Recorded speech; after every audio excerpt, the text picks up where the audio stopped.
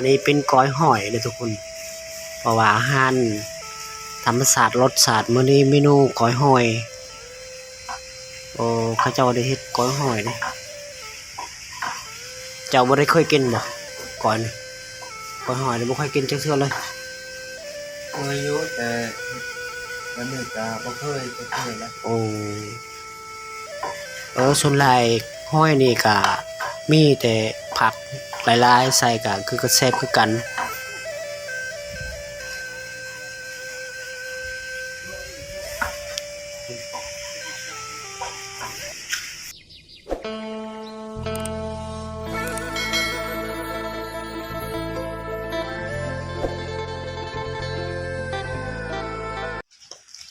ทักทายสวัสดีแม่พี่น้องโดยทุกคนยินดีต้อนรับเข้าสู่ช่อง YouTube นะวันนี้ก็มีโอกาสของเปิดคลิปเปิดวิดีโอให้พี่น้องได้เบิ่งได้ชมวันนี้บ่อนสถานที่บ่อนชุกค่อยมาพักเช้าของเฮ็ดเวียกเฮ็ดงานนะวันนี้ทีมงานเฮามีแต่4คนทุกคนเลยที่ติดตามรับชมวิถีชีวิตของชาวลาวแล้วก็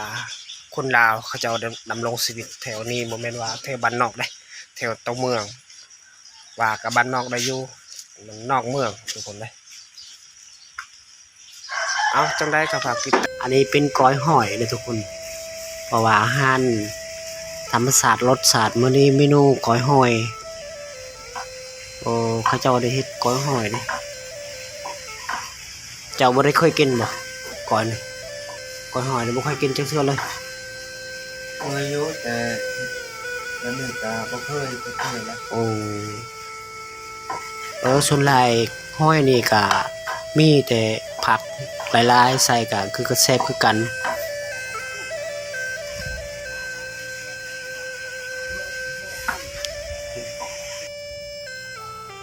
ได้ปิ้งอาหารป่าแล้วมื้อนี้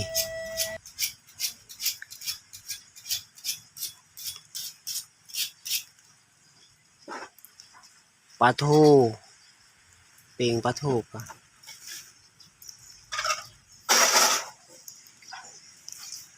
สวัสดี FC นะผู้ติดตามรับชมวิดีโอนี้ก็มาเปิดก่อนดนเทื่อนึงได้ทุกคนเพราะว่ามื้อนี้ก็มีโอกาสของเฮ็ดเมนูแกงห้อยแล้วก็ปิ้งปลามื้อนี้ฝนฟ้าอากาศก็บ่ค่อยได้ดีเด้เพราะว่าฝนตกมื้อนี้ก็จักสิเฮ็ดได้เวียกจังละบ่เนาะทุกคน FC หลายคนผู้ติดตามรับชมช่วงนี้เบาลิงก็คือบ่ได้มาเฮือนเลยบ่ค่อยเมื่อเพราะว่าอยู่ครบขีดนี่ซิโนแถวนี่ละพออัปเดตให้พี่น้องได้เบิ่งได้ชมแถวซิโนแถวเก่งกอกหลัก35ราคาแถวดงฝุ่งเนาะคนเขาเจ้าได้แต่งตัวพอกินเด้เพราะว่าบอนล้างถ้วยล้างหม้อหลังจากมื้อนี้ก็คือมันต้องมีสไลด์แน่แล้วก็การล้างถ้วยล้างหม้อแล้วก็แต่ช่วงพักนี้แม่นอยู่ช่วงพักเขาเจ้าได้ปลูกกล้วยปลูกหยังต่างๆเพราะว่าปลูกมังคุดแล้วก็มังอ้อยส่วนหลายอ้อยนี่ก็ส่วนหลายอ้อยดำเด้อยู่แถวนี้เขาเจ้าได้ปลูกอ้อยดำส่วนหลายเขาเจ้าได้ปลูกเป็นหญ้าบ่ค่อยได้เห็นแต่เขากินนะอยู่ภาคนี้ก็แม่นก็เฮือนคนทุกคนเลยเพราะเขาเจ้าได้ปลูกทุกสิ่งหลายอย่างแล้วก็อันนี้เป็นผักกะแล้วก็ผักเน่าเขาเจ้าได้เอิ้นอยู่แถวนี้แม่นภาษาเขาเจ้าเอิ้นมันภาษาผักกะแต่สุข่อยผักเน่าเด้อันนี้เป็นอ้อยนี่มันแม่นกะอ้อยดำเด้เอาบรรยากาศก็สวยงามเลยทุกคนก็สวยสดงดงามอันนี้บอนเขาเจ้าได้ละงัวเด้เพราะว่าตอนเช้าละกะเขาเจ้าได้ละบ่แม่นว่าเขาละแต่ว่าเขามาปลูกไว้อยู่แถวภาคนั่นกะงัวส่วนใหญ่เขาเจ้าบ่ได้ปล่อยเด้กบเขตนี้ปล่อยกะบ่ค่อยได้ดีก็มีเขาลักแล้วก็มีเขาขาเด้เพราะว่ามีกฎหมายอนุญาตความครบเขตนี้มันแตกต่างเพราะว่า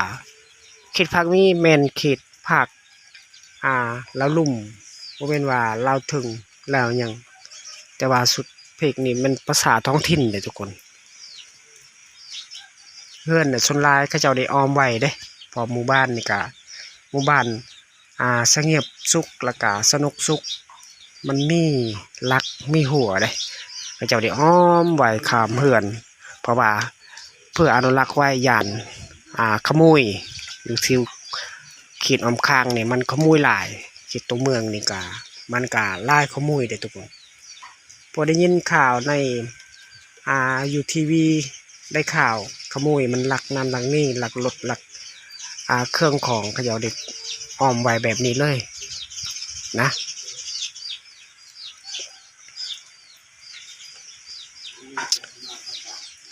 วันนี้ก็มีโอกาสของฝนตกหลายพอภาคนี้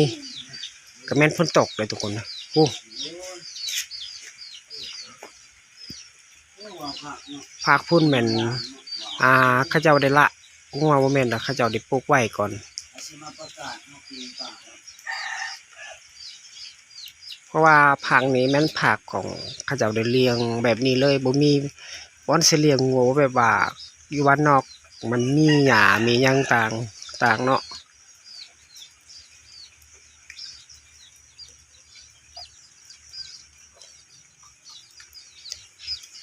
คลิปนี้ประมาณเปิดวิดีโอนี่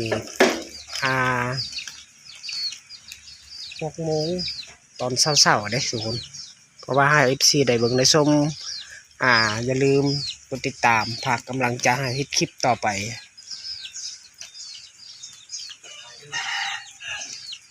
อันนี้บอนเขาเจ้าได้ปิ้งป่าพออาหารตอนเช้านี่กับปลาทูเจ้าได้ปิ้งอันนี้บอนสถานที่ของนั่งกินข้าวเด้เพราะว่าอยู่เมืองหลอกเมืองล่วงกะมีแต่สไตล์แบบนี้เพราะว่าแถวนี้เขาเจ้าได้อ้อมคากเขื่อนสารบานเป็นของเขาเจ้าได้อ้อมคากว่าส่วนหลายเขาเจ้าได้ยานขโมยได้ลักลอบอยู่แถวนี้มันก็แตกต่างบ้านนอกได้เพราะว่าบ้านนอกบ่ค่อยได้ไปอัปเดตขอโทษสี่หลายคนเพราะว่าคอนเทนต์นี้เป็นส่วนหลายคอนเทนต์วิถีชีวิต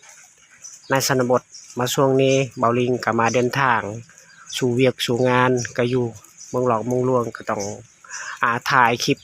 เปิดวิดีโอให้พี่น้องได้เบิ่งได้ชมบอนสถานที่เบาลิงได้อยู่พักอาศัยได้เพราะว่าเบาลิงนี่ก็บ่ค่อยได้มาจากเทื่อครั้งแรกในชีวิตหากมาเทื่อนี้ล่ะเพราะว่าพี่น้องเฮาทีมงาน 3-4 คนพอเฮ็ดเวียกเฮ็ดงานก็ดำรงชีวิตมื้อนี้ก็มีโอกาสของเบาลิงก็คือบ่ได้ค่อยมาเลยครั้งแรกในชีวิตหากมาอยู่จุดนี้นะให้ FC หลายคนผู้ติดตามรับชมได้โอ้ยามฝนตกคนก็ค่อยไปค่อยมาคือกัน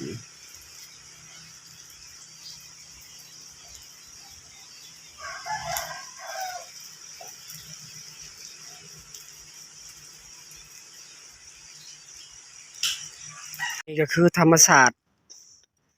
ในท้องนา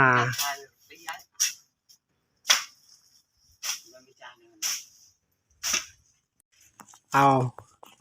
ทุกคนเลยตอนนี้เรากำลังเข้าเจ้าได้ทางออบข้างของเฮือนเลยเพราะว่าเฮือนของไอโลเข้าเจ้าได้ทางแบบนี้เลย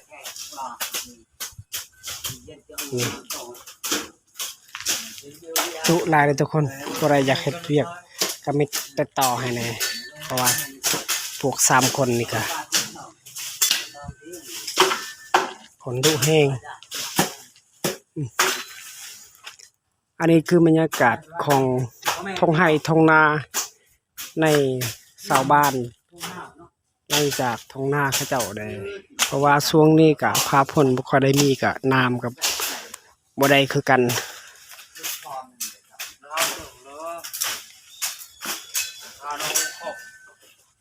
มันกว้างเติบได้ท้องนานี่จ้ะนะประมาณนี้เลยท้องนาก็ฮู้ใกล้เติบเด้เฮ็ดโอ้ดีหลายเนาะคือดุแท้ อู้อืมอันนี้เป็นไอ้หมึกคนหล่อไอ้หมึกคนหล่อ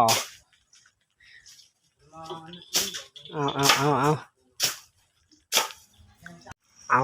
คลิปนี้จบเพียงเท่านี้เลยทุกคนเมื่อหน้าอัปเดตใหม่ให้พี่น้องได้เบิ่งได้ชมนะ